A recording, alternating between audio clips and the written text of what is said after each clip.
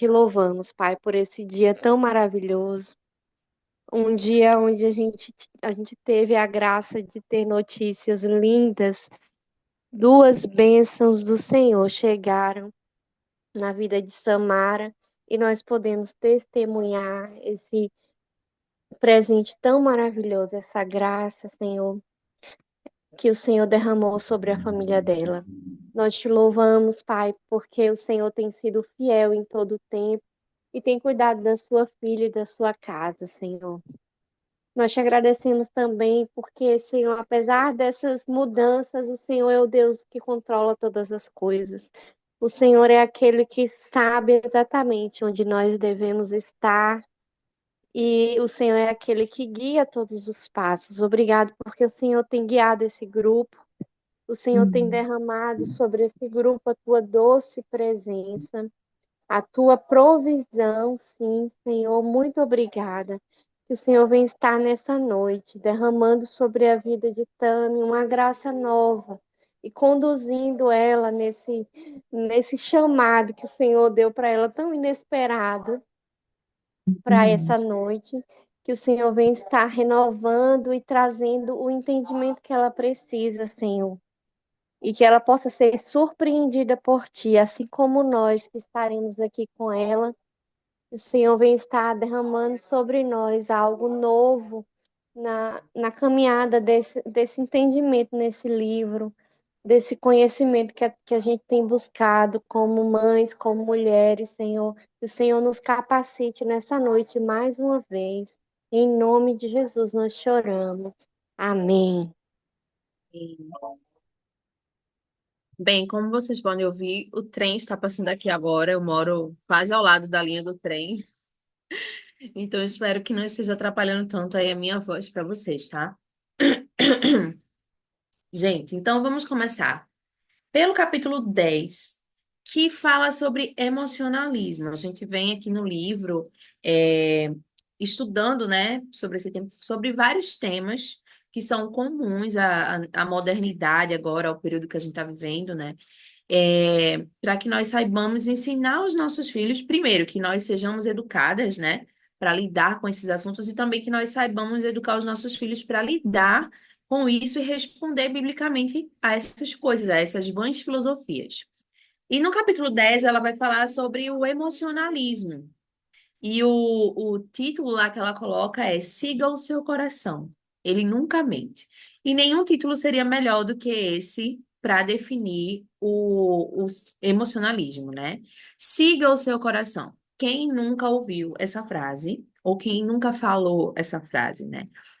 Siga o seu coração é um lema muito, muito, muito amplamente divulgado, amplamente sugerido, né? Ai, não sei o que fazer, siga o seu coração. Ai, você está em dúvida? Siga o seu coração. Então, ela vai falar aqui sobre o emocionalismo, e os perigos, né? De tanto nós, quanto os nossos filhos, quanto a sociedade está caminhando por esse rumo. Então, ela começa falando justamente sobre o fato de emoções mais afloradas ser típico da juventude.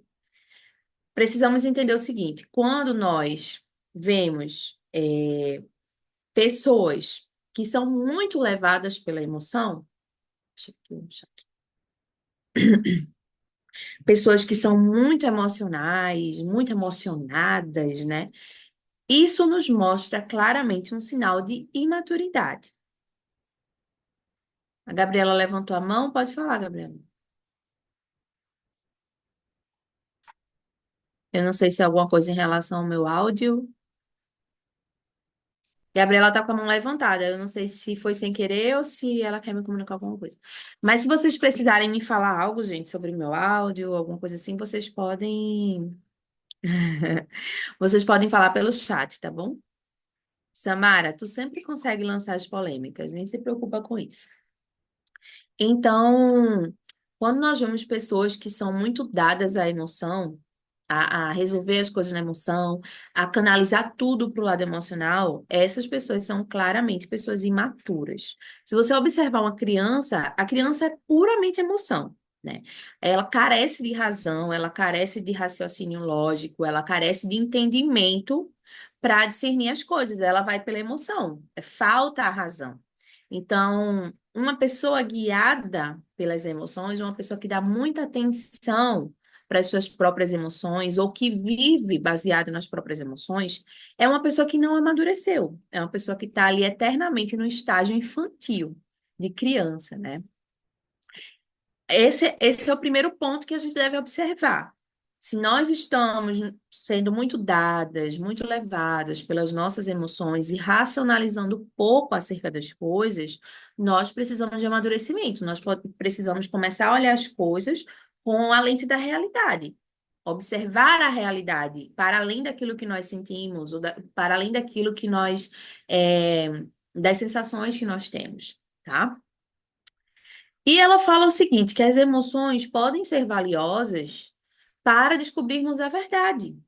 Como assim, Tami? Tu acabou de dizer que a emoção é algo infantil, né? É puramente sem razão. Então, por que que Deus nos deu emoções? Porque Ele nos permite sentir emoções. Qual a importância da emoção? Será que a emoção tem algum lugar de importância na nossa vida? E ela fala, as emoções podem ser valiosas. Como? Para descobrirmos a verdade, desde que ensinadas pelas escrituras, pela razão e pela realidade. Então, as nossas emoções, elas devem ser analisadas, observadas à luz da verdade.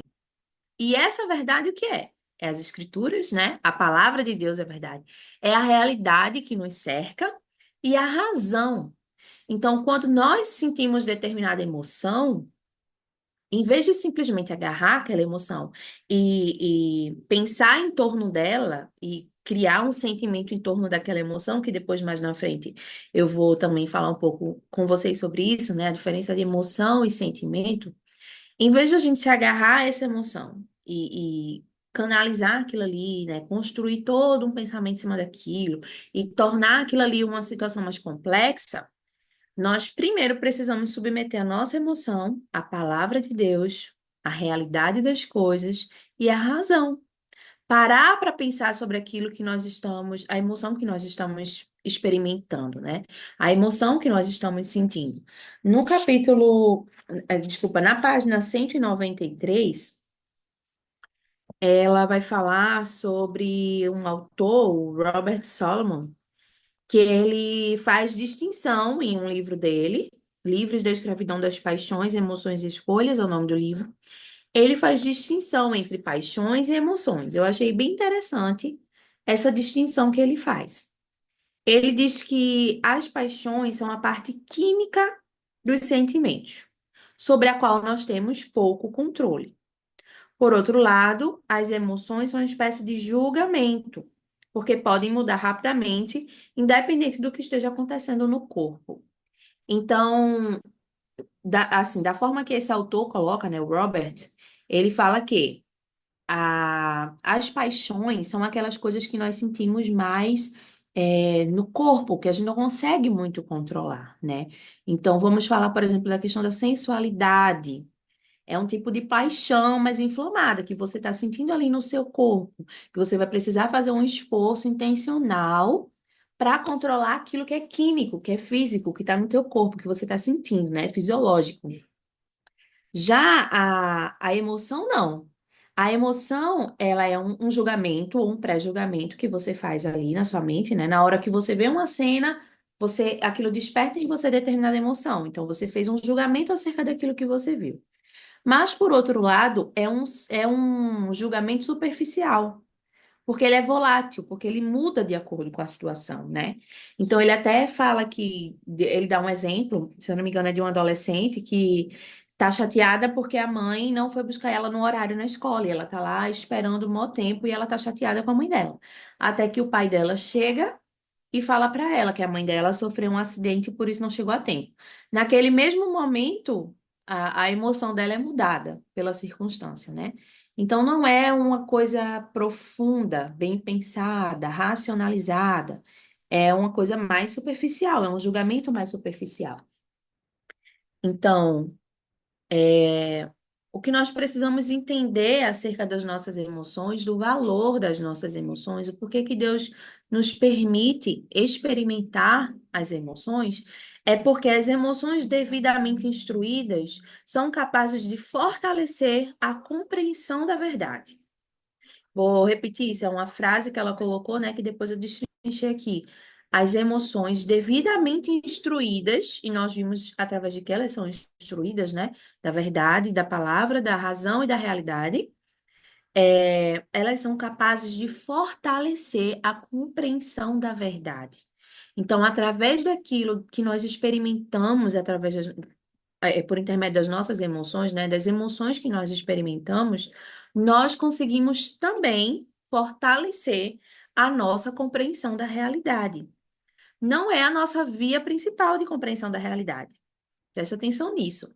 Nós não compreendemos a realidade através das emoções, mas as emoções elas podem fortalecer a nossa compreensão da verdade, tá? Isso é possível quando nós aprendemos a identificar o que a Bíblia diz sobre determinadas emoções. E aí, de repente, você pode estar pensando, ah, então, tudo bem, tá tudo muito filosófico, muito no campo das ideias, mas na prática, como isso funciona? Então, quando nós aprendemos a identificar o que a Bíblia diz sobre cada emoção que nós experimentamos, cada emoção que nós temos, nós começamos então a fortalecer o nosso entendimento, o nosso conhecimento, como ela diz, né? A nossa compreensão da verdade. Você sente raiva, por exemplo. Você teve ali aquela emoção de raiva. Ao invés de você se abraçar com essa emoção, você vai submeter isso à palavra de Deus. Porque ela diz aqui, né? Ela coloca três formas de você educar, digamos assim, as suas emoções. Mais uma vez repetindo, porque é bom repetir, tá, gente? Repetição é bom para a gente fixar o conhecimento, fixar a aprendizagem. Ela vai falar pelas escrituras, pela razão e pela realidade. Então, eu senti raiva. Essa foi a emoção que eu senti em determinado momento. Ao invés de simplesmente abraçar cegamente essa emoção que eu senti, o que é que eu vou fazer com ela? Eu vou submetê-la à análise. Por que que eu senti raiva? O que é que a Bíblia fala sobre raiva? Essa raiva que eu tive foi justa? Essa raiva que eu tive é por um motivo legítimo? Você vai começar a se questionar sobre aquela emoção que você teve à luz das escrituras, à luz da realidade. Mas será que essa pessoa ou essa situação deveria ter realmente causado em mim esse tipo de emoção? Será que em vez de raiva eu não deveria sentir compaixão? Será que em vez de raiva eu não deveria sentir vergonha? Então você começa a questionar aquilo que você está sentindo, em vez de simplesmente se deixar ser guiado por aquilo que está sentindo, né? E isso é uma forma de educar as nossas emoções. Nesse caso, as emoções nos apontam não só em direção à verdade, mas também à ação. Então, quando você começa a olhar para as suas emoções, submetê-las à palavra de Deus, ao crivo das Escrituras, submetê-la ao pensamento, ao raciocínio lógico, né? Poxa, mas vamos supor, ela mais na frente até fala sobre ofensa, se não me engano, é nesse capítulo. Mas aí você pensa, né? Você se sentiu entristecida porque alguém falou alguma coisa, por exemplo, você sentiu, experimentou a emoção da tristeza. Ao invés de você ficar alimentando essa tristeza, né, eternamente, porque você se agarrou à emoção como se ela fosse uma verdade absoluta, você começa então a questionar o porquê dessa tristeza. Será que essa tristeza realmente é o sentimento, a emoção que eu deveria ter sentido naquele momento? Por que será que eu senti isso? O que será que no meu coração me fez sentir aquela emoção? Será que é pecado meu? Será que eu me senti triste por causa do pecado? Aí depois você começa a analisar a realidade. Poxa, mas essa pessoa falou isso. Mas essa pessoa sempre é tão gentil comigo, ela sempre me tratou tão bem, ela sempre deu tantas provas de que me ama, que quer o meu bem. Por que que eu tô achando que ela fez isso para me entristecer? Por que que eu tô julgando ela dessa forma? Então, além de olhar para as escrituras, você olha para a realidade, para os fatos, para o que está externo àquilo que você sente, né? O que é que as coisas ao meu redor me dizem? O que é que a história me diz? O que é que a história ao lado dessa pessoa me fala? Essa pessoa sempre me tratou bem, essa pessoa sempre fez de tudo para mim, essa pessoa sempre foi bem querida comigo. Então, por que que eu estou sentindo triste com algo que ela falou? É muito improvável que ela tenha falado para me entristecer, entende? Então, você começa a educar as suas emoções, aquilo que você está sentindo, e aí, então, esse exercício de educar, de colocar à prova, de analisar tuas emoções, vão te ajudar a agir agora de maneira correta, né?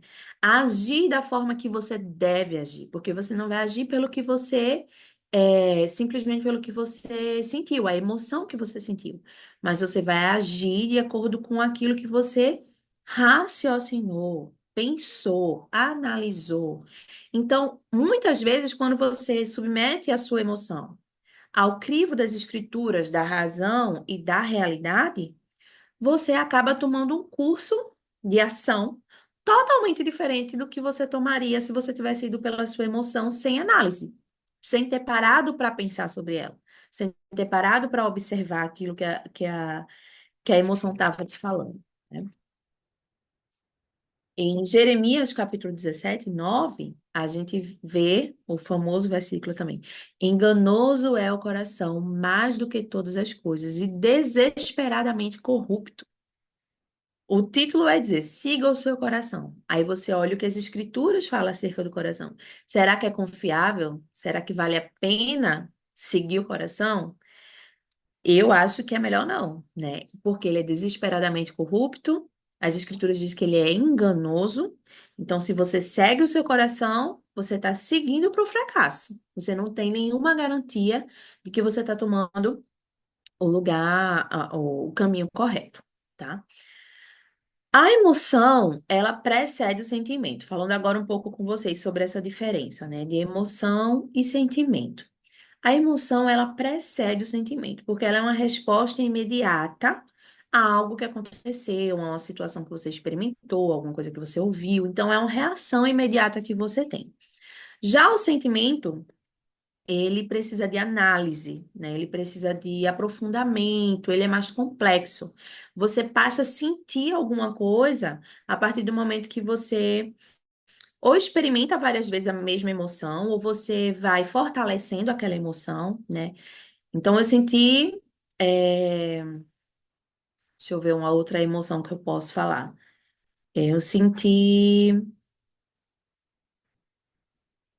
Eu não queria citar raiva e tristeza de novo, mas é a única coisa que vem na minha mente. Eu não sei por que só tá vindo coisa ruim. Eu me senti Pronto. confusa. Felicidade, alegria. Obrigada.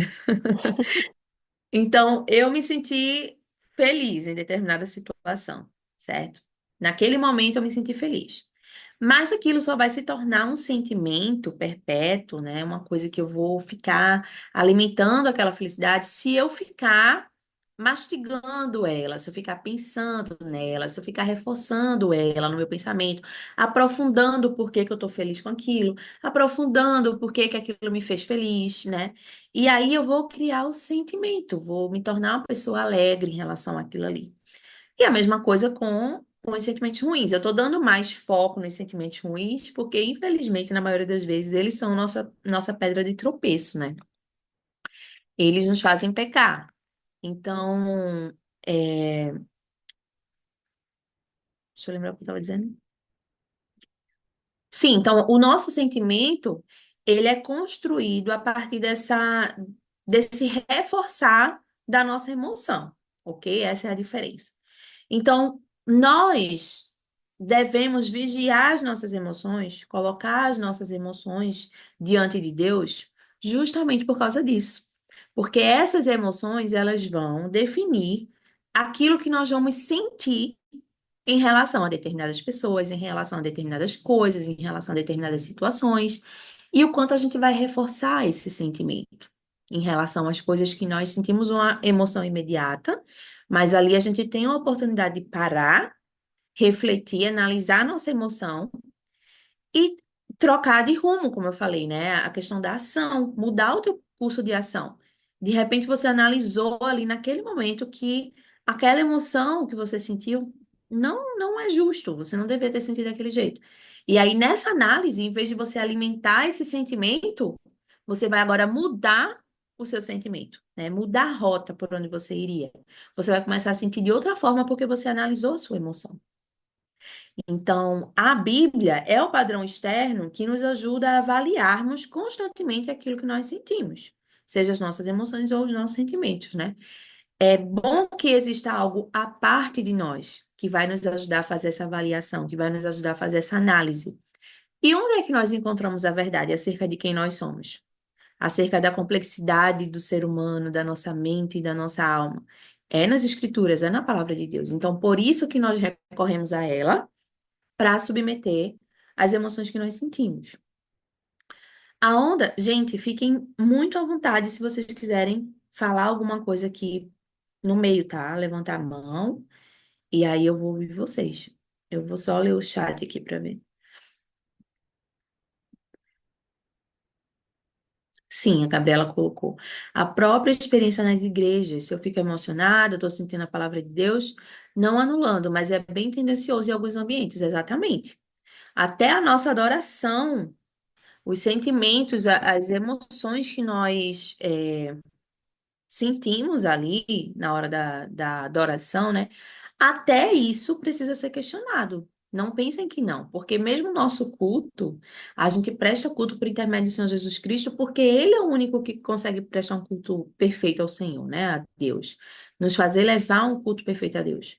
Mas até a nossa postura no culto, inclusive aquilo que nós experimentamos em relação a emoções, nós precisamos também pensar acerca disso e colocar diante do crivo das Escrituras. Agora, falando sobre essa onda de emocionalismo, né? Nós falamos um pouco aqui sobre como identificar se estamos sendo guiados pela emoção ou não, como melhorar isso, né? Como buscar agir de outra forma, colocar diante do crivo das Escrituras. Só que aí no mundo, que é o que a gente está aprendendo, tá uma onda de emocionalismo muito forte, né? E essa onda incentiva tanto as próprias percepções, em detrimento da realidade, em detrimento da razão, né? Então, aquilo que você sente, aquilo que você percebe, aquilo que você experimenta, as tuas sensações, isso é o que importa. O mundo, a realidade, tudo isso é subjetivo, como a gente viu, né? Então, o mundo, essa onda do emocionalismo, ela incentiva tanto as próprias percepções que despreza ou desvaloriza o uso da razão, até para os julgamentos mais importantes, os julgamentos e decisões mais importantes. Então, veja como o mundo anda, desprezando a verdade de Deus, desprezando a realidade das coisas, desprezando a razão, andam cegamente e se deixam guiar pelas suas percepções, pelas suas emoções, pelos sentimentos que carregam, né? Então, o desprezo pela razão, o desprezo pela verdade é tão grande que essas pessoas passam a até mesmo tomar decisões importantes das suas vidas e julgamentos com base nas suas emoções, por aquilo que sentem, porque o importante é seguir o coração, o importante é ouvir o que o meu coração está dizendo, né? Não é ouvir o pai, não é ouvir a mãe, a voz de experiência, não é ouvir o que a palavra de Deus está dizendo, não. É o meu coração. Aqui no meu coração, eu estou sentindo que esse é o caminho certo. E aí as pessoas se casam, por causa do que ouvem, né? Sem julgar a realidade dos fatos, né? Eu costumo dizer assim que a gente não casa enganado. A gente vê os defeitos do nosso cônjuge, mas a gente finge que não vê, né? Porque a nossa paixão, justamente, a nossa paixão é tão grande, nos cega, que a gente deixa pra lá, né? A gente bota um pano e não, tá tudo bem, e tal. Mas a gente não casa não vendo aqueles defeitos. A gente simplesmente fecha os nossos olhos para não ver. Então, é, é, as pessoas aí, né, no mundo, nesse sistema que te empurra para seguir a tua vida de uma forma emocional, elas vão simplesmente pelo que estão sentindo. Elas não param para julgar, por exemplo, na hora de se casar. Poxa, eu tô vendo esses detalhes aqui, eu tô vendo como é que eu vou dizer? Isso tá bem na minha cara, assim, está explícito que isso não dá certo, que esse não é um homem bom, que ele não respeita a mãe, que não sei o quê. Mas a gente se ama tanto, né? Tem tanto sentimento envolvido. E aí vai pelo sentimento. Não vê o fato, não vê a razão, não para ouvir a voz da experiência e vai pelo sentimento. Aí se casa. Aí quer se divorciar. É a mesma coisa. Vai pela emoção. Não, não tô me sentindo bem, sinto que eu não amo mais essa pessoa, sinto que não é mais pra mim, foi bom enquanto durou, né? Tudo isso. E aí já seguia também para mais uma decisão importante da vida, que é o divorciar-se de uma pessoa com base na emoção, naquilo que tá sentindo. Aí se vai decidir ter filhos ou não ter filhos, é a mesma coisa. Ah, eu sinto que não tô preparada. Eu sinto que não é a minha hora. Não, porque ainda não senti que eu tenho o dom da maternidade, né? E aí não tem filho. Ou se tem filho e quer abortar, também não pensa na realidade, né? E aborta aquela criança sendo levada pela emoção. Ela até tem um momento aqui que ela fala sobre, sobre isso, né? Levar as últimas consequências. Deixa eu ver se eu encontro. Ah, ela fala aqui, ó. O emocionalismo excluiu da equação a realidade. Eis mais exemplos. O inferno deixa você desconfortável? Não se preocupe, vamos transformá-lo em uma metáfora. Então já tem gente dizendo, não, não é que o inferno não é que o inferno existe, ninguém vai morrer eternamente no inferno, não é isso. É só que os ímpios serão aniquilados, né? Eles deixarão de existir, serão destruídos, mas inferno não, isso é uma doutrina forte demais para se falar, né? Porque isso mexe com teus sentimentos, vai te deixar tristinho. Aí fala, ai, a criança não ouse consultar o DNA ou partes do corpo de um bebê para determinar o seu sexo. A criança primeiro terá de dizer o que sente, né? Eu sou, é menino ou menina? Não, tem que deixar ele crescer para ele decidir com base em como ele se sente, se ele é um menino ou uma menina. E isso, esse emocionalismo, essa coisa de se deixar levar pelas emoções, veja como a sociedade está burra porque deixou de acreditar na verdade, deixou de abrir os olhos para a razão, de ouvir a razão, para seguir o coração. Isso é muito sério, gente. Quando é levado às últimas consequências, isso nos traz, assim, consequências desastrosas, catastróficas, né? É o que a gente tem visto. Então ela fala, tudo começa com o sentir das emoções e depois evolui para conclusões acerca da realidade. Quando a gente vai falar sobre feminismo, quando a gente vai falar sobre aborto, quando a gente vai falar sobre ideologia de gênero, todas essas coisas, tem essa coisa de emocionalismo envolvida ali, levando as pessoas a ignorarem a razão. Não, eu estou vendo com os meus olhos, a minha razão, a percepção da realidade diz que é um homem, mas ele se sente uma mulher. A gente tem que supervalorizar o que essa pessoa sente, né? Porque determinada emoção que ela sentiu, ela alimentou aquilo por um bom tempo, criou um sentimento idiota na mente dela, que aquele homem é uma mulher, mas a gente precisa respeitar os sentimentos da pessoa, né? Então tu vai nessa onda do emocional e tu esquece totalmente a razão, a verdade e a realidade. Pode falar, Rebeca. Oi, Tami, eu tava pensando aqui como essa mentira, né, de tornar as emoções o nosso guia entrou na igreja também. E a gente acabou se tornando extremamente egoístas. Esses tempos a gente estava estudando um livro aqui na igreja sobre, e aí era uma parte sobre casamento, e a gente estava justamente falando sobre como a nossa palavra deixou de ter valor no sentido de eu fiz um juramento com promessa perante o homem que eu casei, perante o Senhor, mas isso hoje em dia parece que não tem valor nenhum, porque justamente eu não tô mais feliz. Então por que que eu preciso continuar casada se eu não tô feliz? Eu vejo que a igreja comprou não generalizando, mas a gente comprou isso como uma verdade que pela qual eu também devo batalhar. Não, eu sou cristã, mas Deus quer me ver feliz. Deus não quer me ver num casamento triste. Então a minha palavra diante de Deus, um juramento que eu fiz, perde valor. a minha palavra não tem mais honra, isso não tem o mesmo brilho. Não, né? Tu tava falando e eu tava pensando que às vezes essas mentiras que o livro tem apresentado, às vezes eu tenho tentado me policiar para não cair naquele erro do tipo, não, isso é só capaz que a gente vai fazer isso, não. Nesse engano eu não vou cair.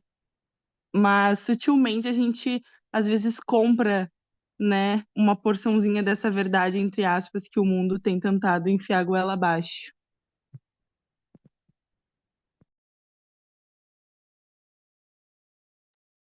Pode falar, Ingrid.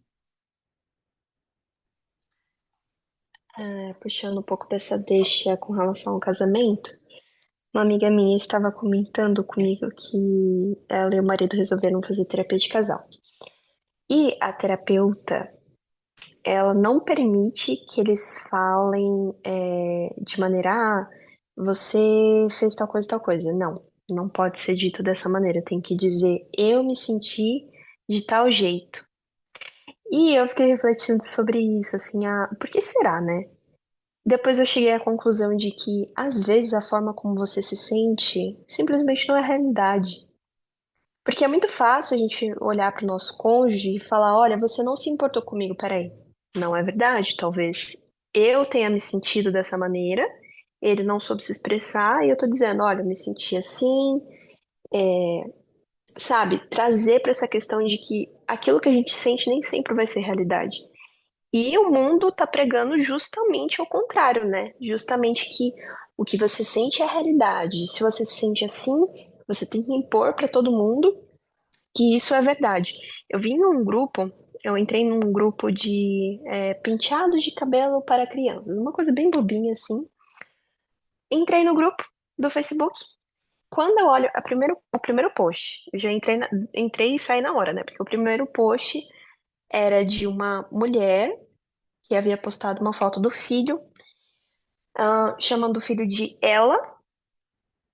Era um grupo aqui americano, então ela tava falando she, nananã, e eu, nossa, mas como assim, né? Será que eu tô lendo errado? Será que eu desaprendi? E no fim das contas, ela tava falando, né, no finalzinho do post, ela falou, ele resolveu se assumir como uma menina, e era uma criança de talvez 5 anos. Eu dava no máximo 5 anos para aquela criança. E os comentários eram, nossa, que mãe maravilhosa que você é, muito bem, parabéns por estar apoiando o seu filho. Eu achei isso tão absurdo. É uma criança de 5 anos, ele não sabe o que ele está fazendo, ele está se sentindo daquele jeito porque, pela foto que ela tirou, ele tem duas irmãs meninas e ele quer imitar as irmãs meninas. Pronto. Não é porque ele é uma menina, não é porque ele se sente assim que ele é uma mulher. E simplesmente aquela mãe está ali é, incentivando uma coisa abominável. Não tem outra palavra para usar para isso. O emocionalismo, ele é fruto do, do que a gente viu do relativismo, né? Não existe verdade. Não o que é verdade. Verdade é o que cada um sente. Cada um tem a sua verdade. Você sente a sua verdade, eu sinto a minha verdade, e cada um sente a sua verdade. E que para isso funcione, todo mundo tem que aceitar que cada um tem sua verdade. Não existe uma verdade absoluta, né? Não, é o relativismo moral, a gente relativiza a verdade, e tá tudo bem, e tá tudo certo, e assim a gente vai caminhar. É muito triste porque é destrutivo. Como você falou, né? Uma criança de 5 anos que está tendo a sua vida destruída porque a sua mãe se prestou uma capacidade de ter uma mentalidade infantil e se deixar seguir não só pelo sentimento dela, mas pelo sentimento da criança, que é pura emoção, que não tem nenhum senso de razão bem estabelecido, né? Ela que deveria ser essa pessoa que traz o senso da realidade para a criança, que interpreta a realidade para a criança, ela se coloca nesse lugar fútil de deixar a criança guiar a si mesma. É triste, é destrutivo, né? Enfim, então, voltando, gente, falando sobre essa questão do emocionalismo, né? Em contraponto ao mundo, em como o mundo toma as suas decisões e como o mundo é, faz seus julgamentos com base naquilo que sente, a gente vê o salmista, no Salmo 139, falando assim para Deus: sonda-me, ó Deus, conhece o meu coração, vê se há em mim algum caminho mau e guia-me pelo caminho eterno. Ele está pedindo para o Senhor olhar o coração dele. Por quê? Porque o Senhor conhece o coração dele, né? Da forma mais profunda possível, o Senhor pode sondar, ver se há um caminho mau naquilo que ele está pensando, naquilo que ele está. Eu vou até abrir aqui o Salmo 139. Se vocês tiverem também aí celular ou Bíblia e quiserem abrir, porque eu queria fazer uma observação pertinente, já que a gente está falando disso, né? É, no Salmo 139, ele fala sobre a grandeza de Deus, né? Sobre como Deus teceu ele no ventre materno e tudo mais. Mas mais no final, o que antecede um pouco essa frase dele, ele está falando dos ímpios. E aí ele fala, né? Quem dera matasse os ímpios, ó Deus, quem dera afastasse de mim os assassinos, porque falam maldade. Acaso eu não odeio aqueles que te odeiam? Eu não detesto os que se revoltam contra ti? Eu tenho por eles ódio implacável, eu os considero os meus inimigos. Então, o salmista está falando ali num senso de justiça, né? Aquilo que ele está sentindo contra os ímpios que desprezam o Senhor, que são maus, que planejam a morte, o assassinato, e ele está colocando aquilo diante de Deus, aquele senso de justiça dele, e de repente ele fala, né? Peraí, Senhor, me sonda, conhece o meu coração. Vê se isso aqui que eu tô sentindo tá no caminho certo. Vê se há em mim algum caminho mau. E se há, Senhor, guia-me pelo caminho eterno. Então, isso é o que o crente faz diante daquilo que ele está sentindo, das emoções que ele está sentindo. Ele coloca aquilo diante do Senhor e pede para o Senhor sondar, pede para o Senhor conhece, o Senhor sabe. Quantas vezes eu já orei assim ao Senhor, né? Senhor, eu tô me vendo como certa, mas eu sei que eu tenho toda a capacidade de estar errada. E só tem uma pessoa que pode me mostrar isso, é o Senhor. Porque o Senhor conhece o mais profundo das minhas motivações, o Senhor conhece o mais profundo dos meus sentimentos em relação às coisas, né? Por que que eu estou julgando cada coisa de tal forma? Então, me abra os olhos, Senhor, me mostre, me permita ver se há um caminho mau aqui. E se há, me conserta, me guia pelo caminho eterno, me guia pelo caminho certo, me faz enxergar as veredas da vida, né? Então, onde impera a emoção, não impera a verdade. E onde Cristo é Senhor, nós não devemos ser governados pelas nossas emoções. Nós somos governadas pela verdade. E nós submetemos as nossas emoções à verdade.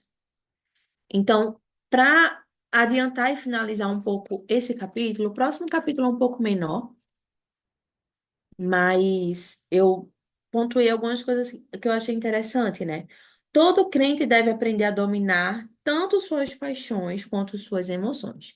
Mesmo as nossas paixões, que ali, de acordo com aquele autor, ele faz a distinção, que paixão é uma coisa que você sente no corpo, né, mais fisiológica e tal, mas mesmo as nossas paixões, elas devem ser dominadas. A Bíblia nos diz que nós temos o poder de se dominar, de dominar nós mesmos, né? De ter domínio próprio, ter controle, temperança. Então, não tem desculpa para o crente. Tanto as suas emoções quanto as suas paixões devem ser dominadas. Outra coisa também que é muito interessante pontuar é que as nossas emoções negativas, elas também devem nos levar para mais perto de Deus. Por exemplo, no texto que a gente leu ali do salmista agora, né? Ele tá naquele limbo ali, entre justiça e vingança. O que será que ele quer? Será que a motivação dele contra os ímpios é por justiça ou por vingança, né?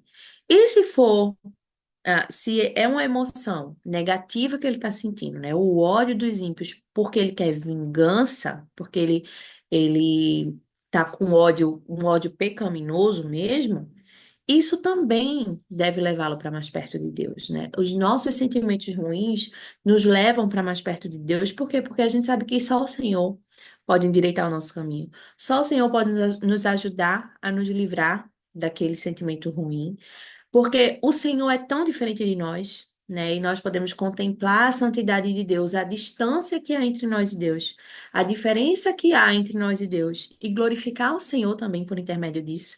Então, não desprezemos as nossas más emoções. O John Piper diria, não despreze seu câncer, né? E eu digo, não despreze suas emoções negativas, parafraseando.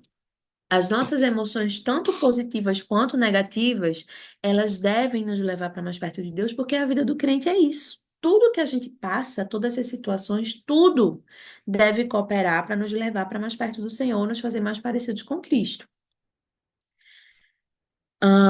Outra coisa também é que não há problemas em ouvir o nosso coração. Ué, Tami, peraí que agora tu acabou tudo aqui que tu falou, tu agora destruiu. Vamos lá. Não há problemas em ouvir o nosso coração.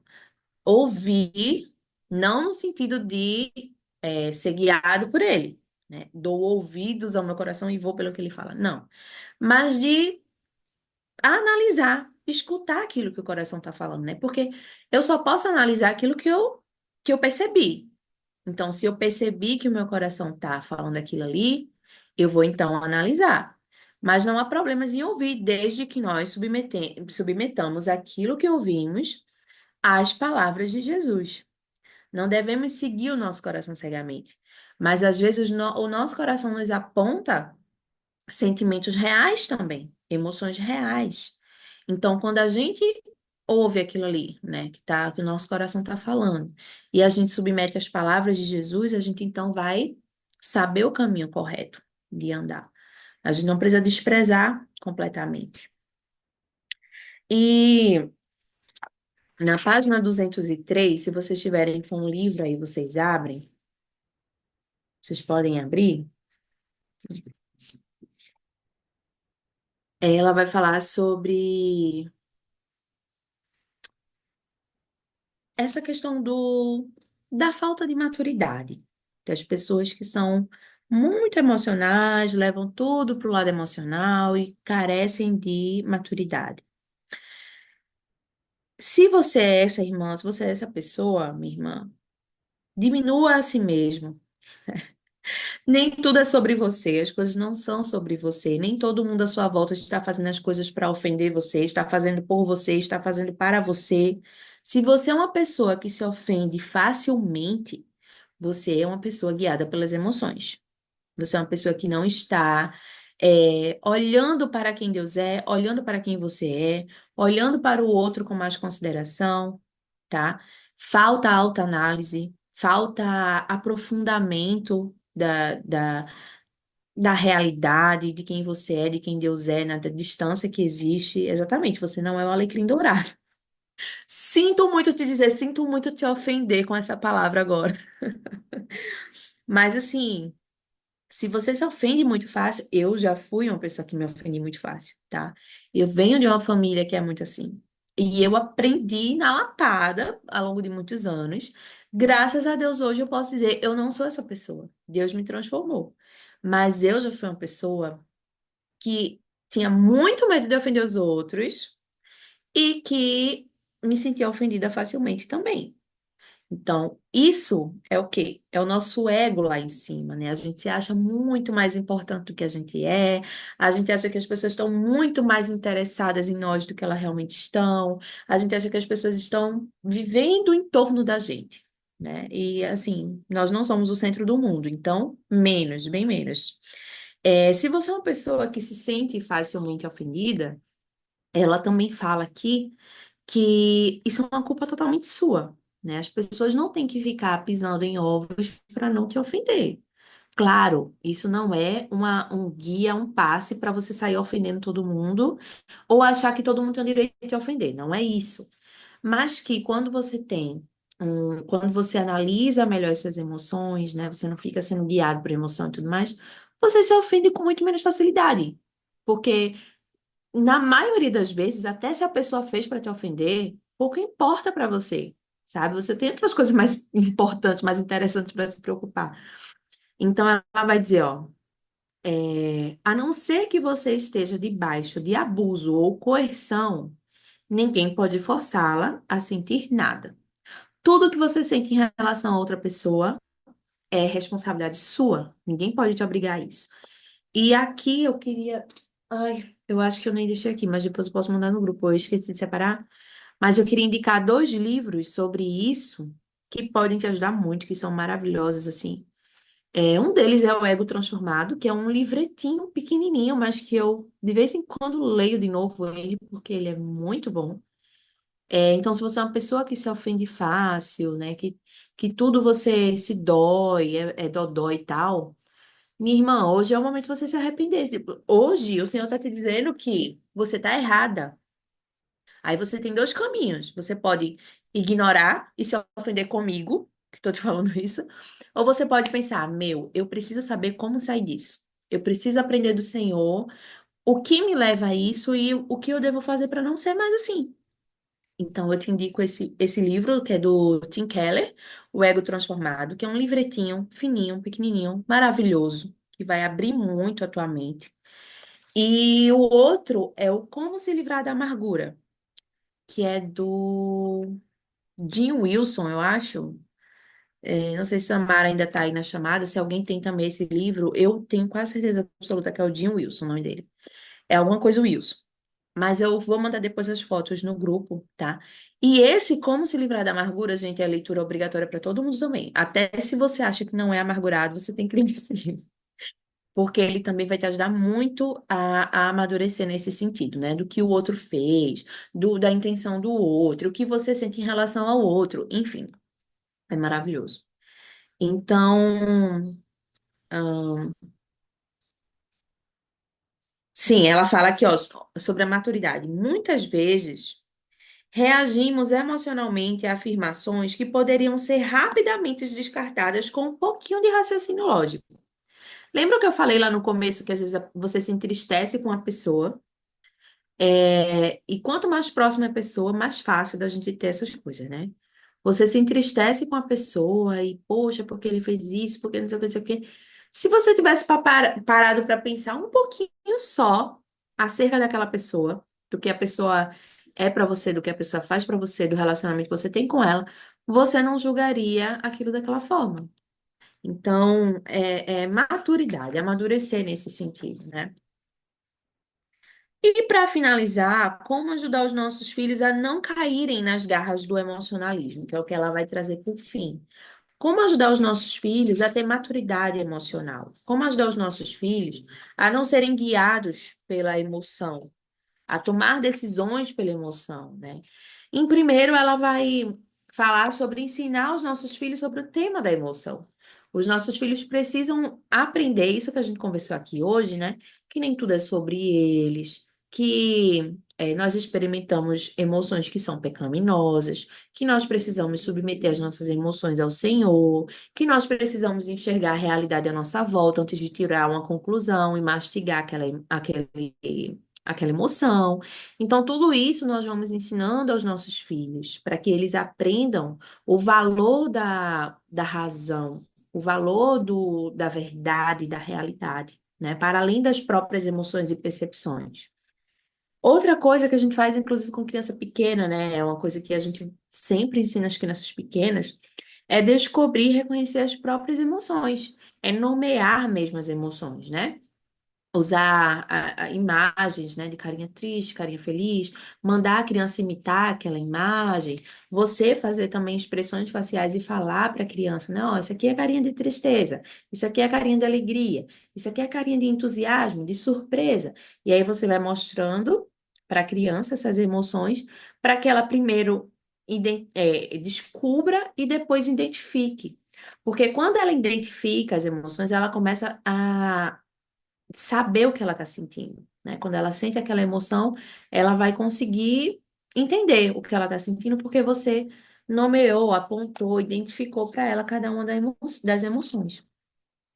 Então, dessa forma, ensinando os nossos filhos a descobrir as emoções, né? Saber o que estão sentindo, e a submeter isso ao Senhor, à luz das Escrituras, vai ensiná-los a não viver por aquilo que eles sentem, pelas emoções, a não serem guiados pelas emoções, ok? Vou perguntar quem tem algo a falar, se alguém quer falar alguma coisa agora, porque a gente vai para o segundo capítulo, que é o capítulo 11. É um capítulo um pouco menor, não vou me estender tanto, então quem quiser conversar agora, comentar alguma coisa, fica à vontade.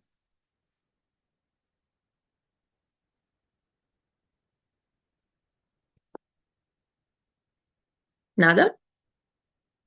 Eu nem vi o chat, deixa eu ver aqui o que vocês falaram no chat. Tem muita coisa. Impressionante como eu preciso refutar essa ideia dos meus filhos, divertidamente. De um discipulado era: você quer que seu esposo melhore a conduta porque ele ficará semelhante à vontade de Deus, fazer a sua vontade.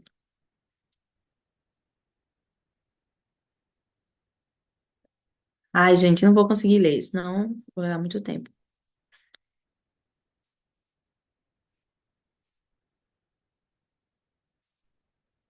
Mas depois eu quero ler tudo. Tirem print pra mim e me mandem. É de Jim Wilson mesmo. Isso, exatamente. O ego transformado é humilhante, leitura obrigatória. É humilhante mesmo. E é um livretinho assim, mas eu sempre preciso ler ele de novo, sabe? Eu super recomendo. Bem, então, como ninguém se dispôs aí a falar, vamos então para o capítulo 11. Vá e preste culto a alguém ou alguma coisa. Vai falar agora sobre o pluralismo. Ela começa dizendo que é a fé cristã, que foi a fé cristã, que nos permite a liberdade de expressão, a liberdade religiosa, a liberdade em geral, né? E foi a fé cristã quem ofereceu os fundamentos para o pluralismo religioso. Isso daí, né, falando sobre perceber a realidade, que a gente viu no capítulo anterior, basta você perceber a realidade. Como outras religiões são tratadas, como pessoas de outras religiões são tratadas em países em que, países, como é que eu posso dizer? Que não são países de fundamento cristão, né? Não foram países fundamentados pelo cristianismo.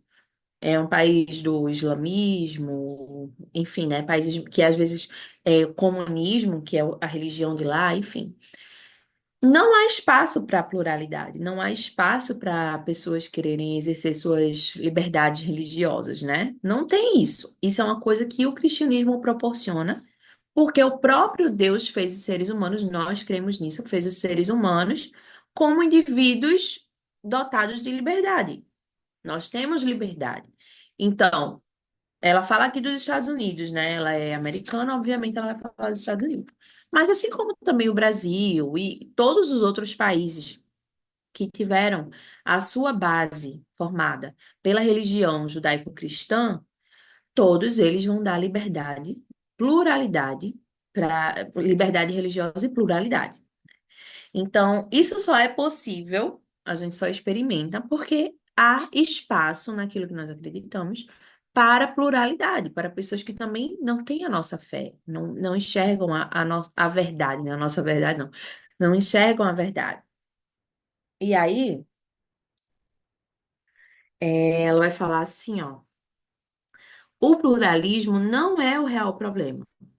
O fato de haver várias religiões numa sociedade simplesmente nos ensina que há ampla oportunidade de compartilhar a fé cristã com outros. Assim, qual é o verdadeiro problema? Muitos acabam presumindo que todas as crenças são igualmente válidas e, portanto, de igual forma verdadeiras. Veja só, eu achei lindo isso, assim, que ela colocou, né? Que é a forma que nós deveríamos enxergar realmente. Se nós estamos numa sociedade que há pluralidade de religiões, que há múltiplas religiões e pessoas que pensam de forma diferente, isso só aumenta a nossa oportunidade de pregar o evangelho, de ver que essas pessoas pensam diferente de nós e pregar a verdade para elas, compartilhar a fé cristã para elas, né? Esse senso de evangelizar, de falar, de compartilhar a verdade com essas pessoas. E aí, é, só que o problema disso é que muitas pessoas acabam presumindo, por causa dessa pluralidade, dessa liberdade de cada um exercer sua religião, que todas são igualmente verdadeiras. que todo mundo está certo, que se você é budista, adventista, católico, espírita, isso não importa. O que importa é que você se sente bem no seu coração, que você tem Deus no seu coração, que você está em paz com Deus, né?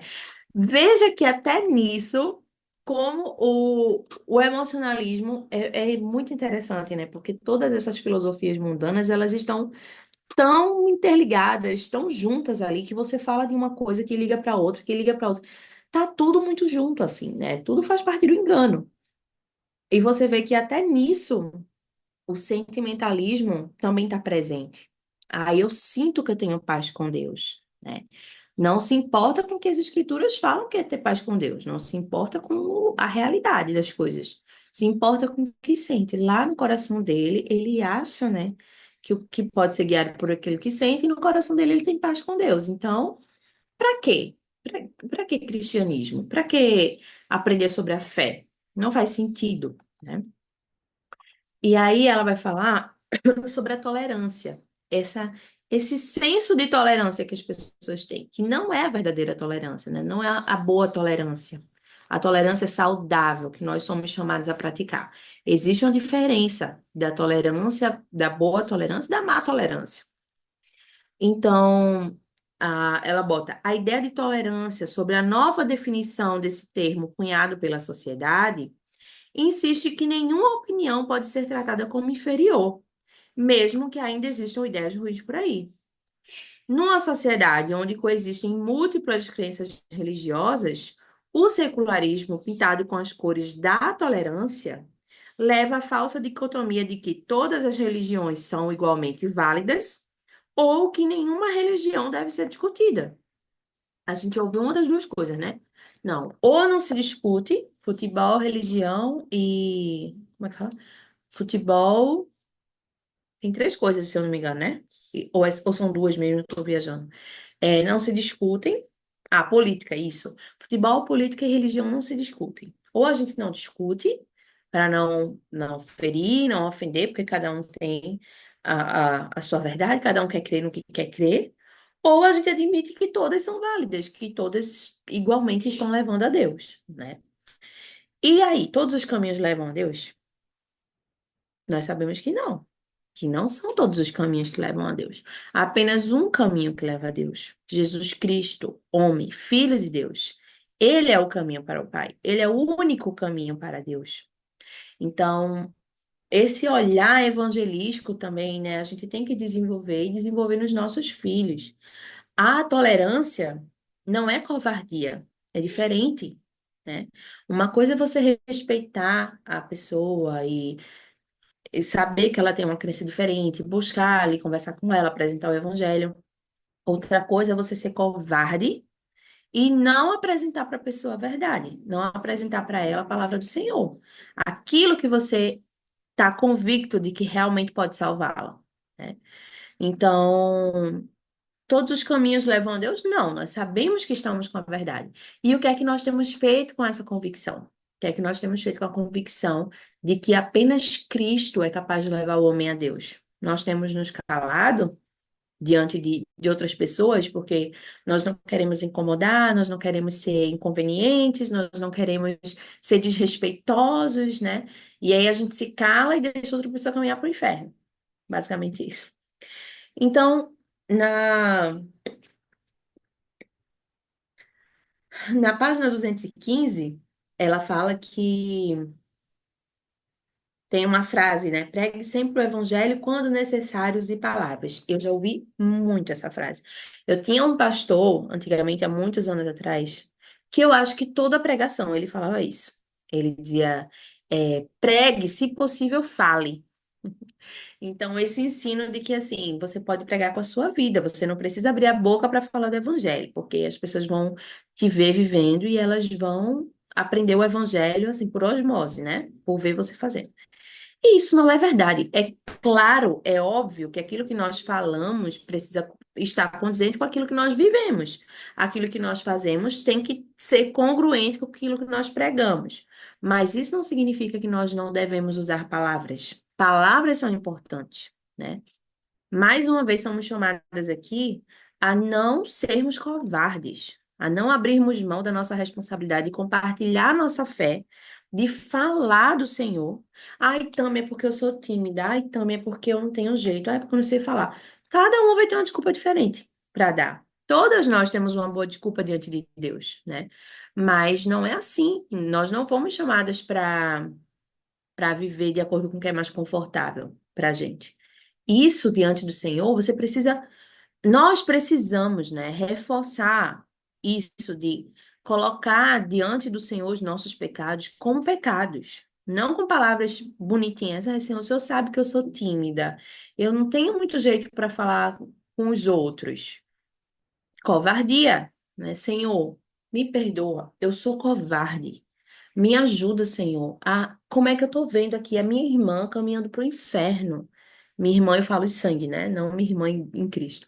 Minha irmã caminhando para o inferno e eu não tenho coragem de falar para ela que ela não tá na fé verdadeira, que ela não tá em Cristo. Como é que eu vejo meu vizinho caminhando, ele e a família inteira também para o abismo? E não tenho coragem de falar com ele, né? Se é uma pessoa que você tem contato, se é uma pessoa que você tem abertura. Como é que eu não tenho coragem de falar do amor de Deus para ele? Como é que eu posso ter vergonha disso?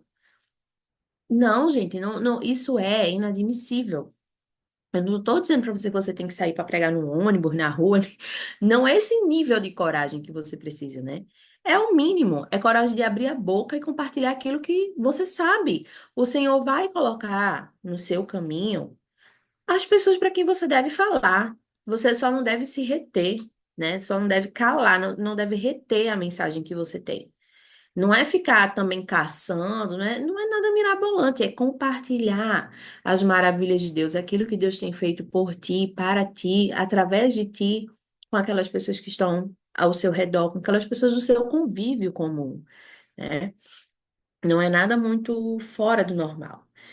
Então, palavras eram necessárias para que as pessoas conhecessem a Jesus e continuam sendo. Palavras continuam sendo necessárias. Nós precisamos falar, usar nossa boca para falar.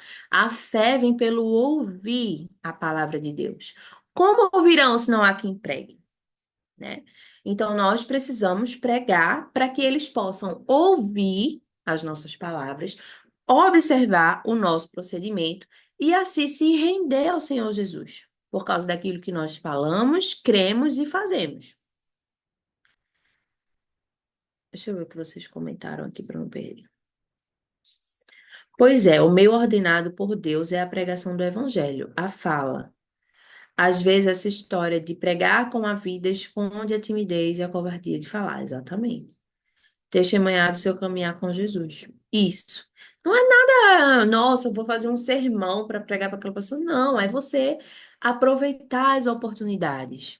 Com aquela colega da faculdade, com aquele tio, né, com aquele cunhado, com sua sobrinha, que é uma criança que de vez em quando a mãe dela deixa com você para você cuidar por umas horinhas, né? Seja com quem for, aproveitar as oportunidades para compartilhar do evangelho, para falar da palavra, para falar das maravilhas de Deus, para dar bom exemplo também. Sim, nós também pregamos por intermédio dos exemplos que nós damos, né? Das ações, do serviço, mas não deixar de usar palavras. Então, ela vai falar aqui sobre essa visão do pluralismo, né? De que tudo é verdade, todas as religiões no final vão levar a Deus e todas estão certas. Ela fala que da lógica, né? Dos princípios mais conhecidos da lei da lógica, que é o princípio da não contradição, que não há como haver duas verdades conflitantes.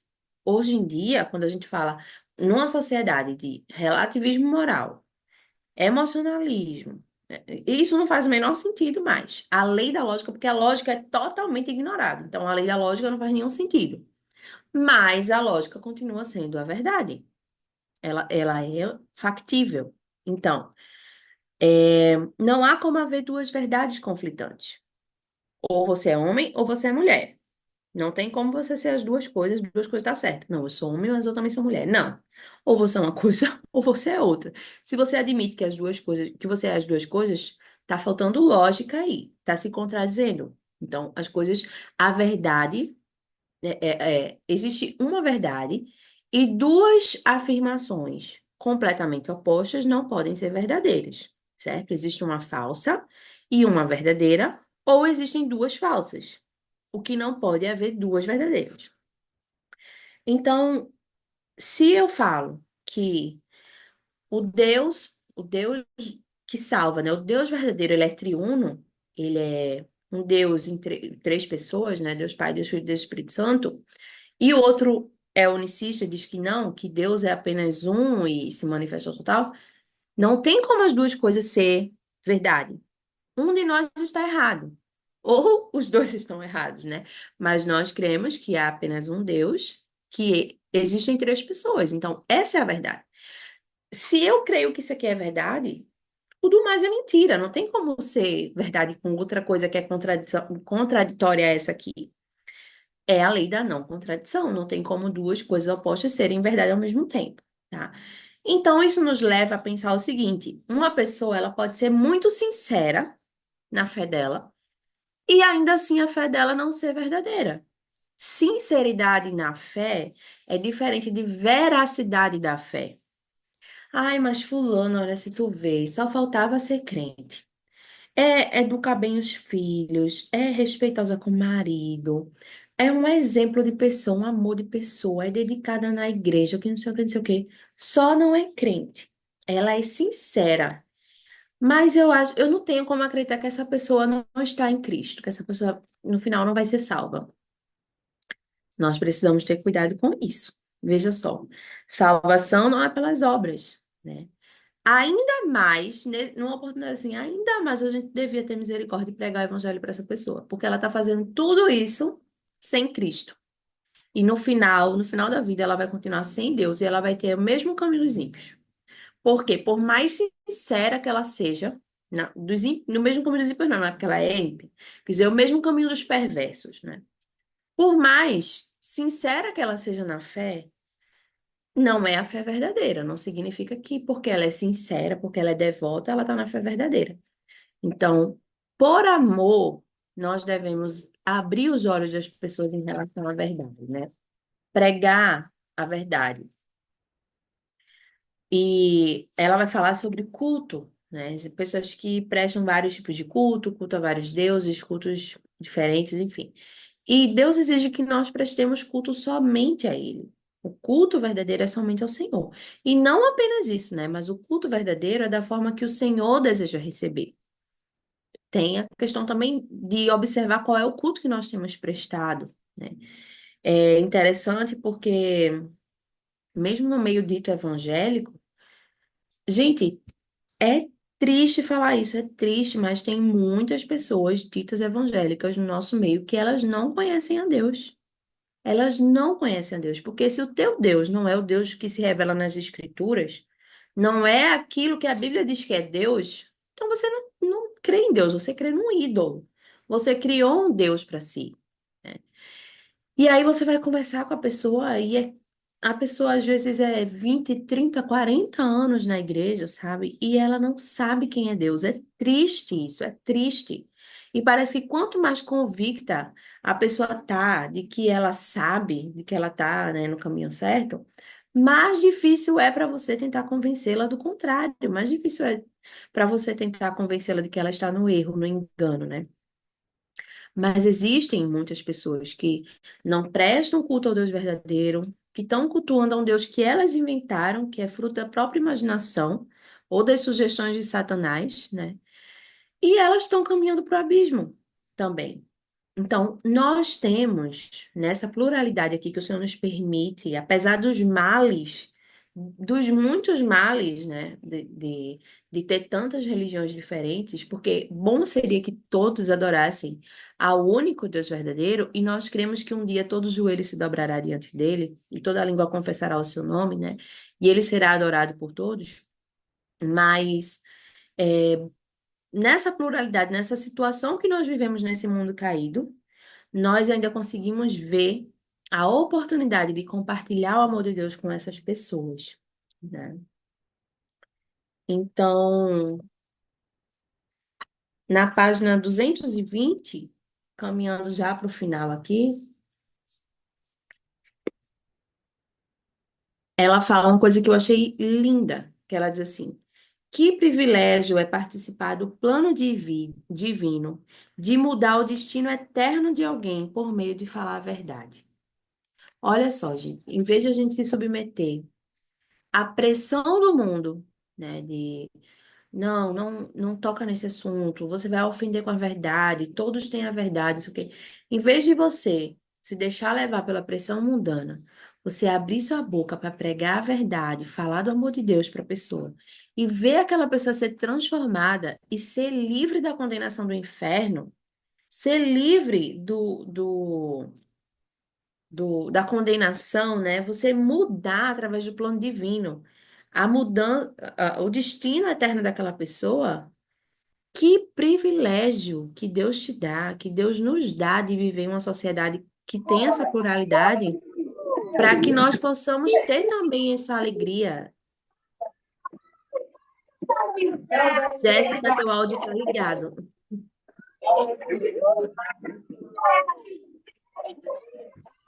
Para que nós possamos também ter essa alegria, né? De trazer outras pessoas à luz, trazer outras pessoas, tirar, arrancar essas pessoas do fogo, né? Do inferno. E o Senhor nos dá a graça de participar com Ele nisso. Então, para finalizar, não sei se está atrapalhando muito vocês aí, qualquer coisa vocês me dizem. Para finalizar, ela vai dizer como ensinar os nossos filhos, né, a pregar o evangelho, a compartilhar a verdade com essas pessoas que estão perdidas. E um ponto muito importante que ela fala aqui que eu quero frisar é sobre ensinar os nossos filhos a ouvir. Muitas vezes a gente quer pregar o evangelho no monólogo, né? Nós devemos usar palavras, sim, mas a gente tem que ter sabedoria também. Não é só você falar, falar, falar, falar, falar, falar, falar. A pessoa se cansa, fica assim, tipo, não vejo a hora de acabar e você não para de falar porque você acha que você tá arrasando, né? Tá ganhando o coração da pessoa. E você encontra muito mais espaço para falar de forma fluida quando você cria relacionamento com a pessoa, quando você ouve. Então, se colocar no lugar de ouvir, se colocar na posição de entender por que a pessoa crê como crê, como é que fala, como tu enxerga isso na tua religião, né? Como a tua religião prega em relação a tal coisa? Você dá abertura para o diálogo acontecer, para o relacionamento acontecer, porque dentro de um relacionamento em que as pessoas se gostam, em que as pessoas se admiram, em que as pessoas querem estar juntos, existe espaço para conversar. E vai haver espaço para você compartilhar a sua fé, né? Então, ensinar isso aos nossos filhos. Essa é a verdadeira tolerância, esse é o verdadeiro respeito. É saber ouvir o outro, né? E compreender as motivações do outro, compreender até para você perceber quais são os pontos fracos, né? Aquilo que ele não tem tanta certeza. Ah, então é por isso que ele segue essa religião, é por isso que ele busca fazer dessa forma. Você vai compreendendo melhor. E ali você vai vendo as brechas por onde o evangelho vai entrar. Através dessa conversa, do ouvir e do criar o relacionamento, Deus vai te dando sabedoria para você ir incluindo a palavra, né? A palavra de Deus. Então, é isso, queridas irmãs. Eu quero ouvir vocês agora, quero saber se vocês têm algo a comentar. Fiquem à vontade. Eu vou olhar o chat aqui por enquanto. É, É impossível manter práticas morais sólidas e atitudes corretas enquanto a nossa própria ideia de Deus se mantém errada e inadequada. Exatamente. A imagem que nós temos de Deus vai conduzir todo o nosso procedimento em relação a Deus e em relação ao próximo. Então, de fato, todo cristão, gente, quantas pessoas. E eu não estou dizendo aqui que a salvação se dá pelo conhecimento, tá?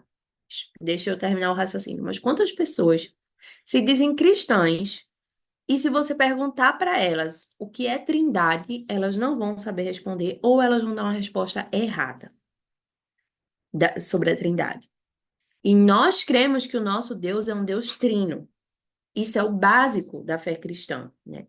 Se você não sabe o que é Trindade, como é a economia da Trindade, como funciona a Trindade, e eu não falo saber no sentido de entender profundamente, né? Porque é um assunto super complexo. Mas o básico, né? Saber por que Deus é um Deus trino, como isso funciona, o seu relacionamento, a sua oração, tudo está comprometido, porque você não conhece a Deus da forma que ele é, né? Então, são coisas assim que a gente tem que buscar aprender. Quem é o Senhor, o Deus que eu me relaciono? Será que é o Deus das Escrituras? Será que a imagem que eu tenho de Deus é aquilo que ele mesmo revela na palavra? Ou é uma imagem que eu criei na minha mente? Ou é uma imagem que alguém criou na minha mente? Uma imagem que eu alimentei através de imagens, através das artes, né, que existem por aí retratando Deus, seja da música, seja da fotografia, enfim. Será que são as sugestões de Satanás, né, que eu estou acolhendo ali, as influências mundanas que estão moldando a minha percepção, a minha visão sobre quem Deus é e eu não percebo? Então, nós precisamos conhecer a Deus e, através disso, nós vamos conhecer a nós mesmas. E vamos saber por que fazemos o que fazemos e como fazemos. Isso é o mínimo, é a base da nossa religião, né? Se uma pessoa não crê no Deus da Bíblia, ela não crê em Deus. Isso precisa ficar bem estabelecido. Deuses, há muitos deuses por aí. E nós estamos falando aqui justamente sobre pluralidade. Não é porque a pessoa diz, não, eu tenho fé em Deus. Eu não sou cristã, mas eu tenho fé em Deus. Ou então até diz que é cristã, que tem um relacionamento com Deus, mas o Deus que ela tem na mente dela é um Deus que só existe na mente dela, né? Não é o Deus das Escrituras. Pode falar, Rebeca. Eu levantei a mão só para compartilhar algo que eu lembrei conforme eu ia falando. E aí parei para pensar aqui que talvez não tenha muito a ver, mas eu sempre achei interessante esse olhar cuidadoso na hora de evangelizar, porque eu sempre tive uma ideia muito enfadonha, assim, daquela pessoa que só fala, fala, fala, e o ouvinte tá doido pra correr. E aí lembrei de uma situação da minha época de faculdade ainda, e eu tava escutando uma conversa de outras colegas. Uma delas estava desesperada atrás de um pai de santo que resolvesse um problema dela lá. E eu escutando, escutando e me coçando. Leva, tem que chegar perto dessa roda e me enfiar aqui dentro de alguma forma. Aí eu lembro que eu falei que eu conhecia um top. E elas estavam falando do preço, né, pra contratar. E aí eu lembro que eu falei assim, eu conheço um top muito bom. E tu não vai acreditar. É de graça. Aí ela largou outra colega, se virou pra mim e falou: Não, quero escutar o que essa menina tem pra falar, né? E aí foi a porta escancarada pra falar sobre Cristo. E ela me surpreendeu muito. Ela realmente, eu não sei o fim que isso deu, porque, mas assim, eu acho que por uns 6 meses ela passou aí aos cultos comigo e a casa dela ficava a 1 hora e meia da minha igreja na época, né? E é muito engraçado, porque a gente tem várias oportunidades, a gente precisa de um olhar mais cuidadoso. E eu tava pensando aqui como ensinar isso para as crianças. Claro, os meus filhos são pequeninos, pequeninos ainda, 5 e 3 anos. Mas fiquei aqui pensando como que a gente poderia ensinar esse olhar cuidadoso, né, para que desde já fosse desenvolvido neles. E quando chegasse essa hora de fato falar sobre Cristo, eles tivessem essa noção de olhar para o ouvinte e pescar algo do ouvinte, ou ter esse olhar mais atencioso e não querer só, né, derramar tipo, não, eu tenho que convencê-lo do meu Cristo. Sim, é isso mesmo. E como fortalece a nossa fé, né? Como nós ficamos gratas e privilegiadas mesmo. Nos sentimos privilegiadas quando nós experimentamos isso que ela fala, né? De alguém que estava ali rumo à perdição e por causa das tuas palavras, como um instrumento de Deus, obviamente, mas foi trazida a sensatez, foi retirada desse enxafurdado do pecado, né? E amém, que nós tenhamos ousadia, coragem para compartilhar o evangelho, que nós aproveitemos o fato de estar numa sociedade plural, sabendo que, apesar da pluralidade, não são todos que estão com a verdade, nós estamos com a verdade, nós sabemos que Cristo é o caminho e nós vamos utilizar disso para evangelizar essas pessoas, para falar do amor de Deus para elas, né? E ensinar os nossos filhos a ouvir com amor, isso é a verdadeira tolerância, o verdadeiro respeito, para que eles possam também ter espaço para falar. Quando a gente ouve, a gente também abre espaço para ser ouvido. E não é um monólogo, não é uma coisa que você precisa se desesperar e falar tudo de uma vez só, né? Se é uma vizinha que você está tentando trazer para Cristo, por exemplo, vai marcando um café da tarde, vai marcando um parquinho das crianças, vai se aproximando ali, criando relacionamento, né? Deixa ela ver como é a tua criação de filhos, deixa ela ver como você trata seu marido, como seu marido te trata, deixa ela ver como você encara a maternidade com alegria, deixa ela ver como você se porta diante das situações difíceis da vida, né? E para além disso, e ouvindo a tua pregação ali, de pouquinho em pouquinho, plantando a semente, não tem pressa, não precisa ser um dia, de repente, falar tudo e destrinchar as escrituras para a pessoa de forma enfadonha. Vamos aproveitar as oportunidades, né, que o Senhor nos dá, e orando, regando essa pregação coração, para que o Senhor faça frutificar, porque no final das contas só Ele pode convencer o homem do pecado, né, da justiça e do juízo. Então, irmãs, foi maravilhoso estar com vocês. Muito obrigada pela presença de vocês. Nós vamos orar agora para finalizar. Eu dei espaço aqui para falar. Se ainda quiserem levantar a mão para falar também pode, tá bom? Enquanto eu oro. E depois eu vou mandar lá no grupo as fotos dos livros que eu falei. E se vocês também tiverem alguma dúvida e quiserem aprofundar o assunto dos capítulos que a gente viu, vocês sabem que a gente tem aqui, ó, a gente tá 1h30 quase. E eu tenho um pouco de cuidado, né? Eu sei que são todas mães, querem descansar, já fica tarde. E são 2 capítulos, então eu realmente precisava resumir, não tinha como falar tudo que os 2 capítulos falam. Mas se tiver qualquer outra coisa que vocês queiram pontuar, que a gente vá aprofundar, vocês podem utilizar lá o grupo para a gente fazer isso, tá bom? Então eu vou pedir para Carol ainda tá aí, a Carol Montilari, né? Fazer essa oração para encerrar. Será que tu pode, Carol? Não sei se ela tá às vezes com bebê, né? Carol pode ligar o microfone para orar? Será?